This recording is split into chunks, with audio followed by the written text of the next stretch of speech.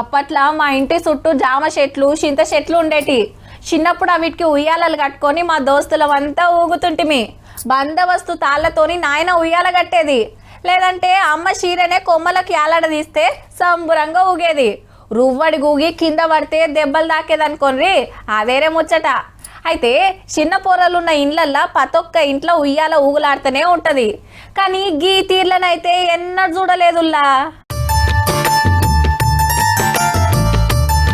ఉయ్యాల జంపాల అని ఊగుడే ఊగుతున్నారు పోరలు. వరెవ్వా, రేకుల షెడ్డుకు ఉయ్యాలలు మోల్చినట్టే ఉన్నది పో. తక్కువ లేవు మరి. ఇటు ఈళ్ళు ఊగుతూనే ఉన్నారు, అటు అక్కలు కడుతూనే ఉన్నారు.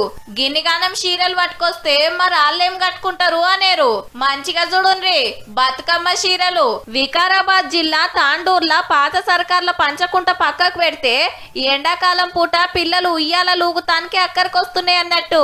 నీది నాదని కొట్లాట లేకుండా మనిషోటి కట్టుకుంటున్నారు ముద్దుగా. ఒంటి పూట బడి అయిపోగానే పొద్దుముకే దాకా ఆడుకుంటున్నారట బడిపోరలు.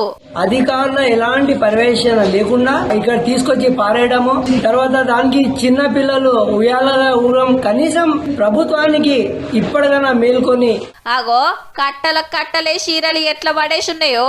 తాండూర్లనే ఇన్నిగానం బారేసిండ్రంటే ఇక తెలంగాణ అంతటా ఎన్ని చీరలు తెల్లు చేసిండ్రో పో.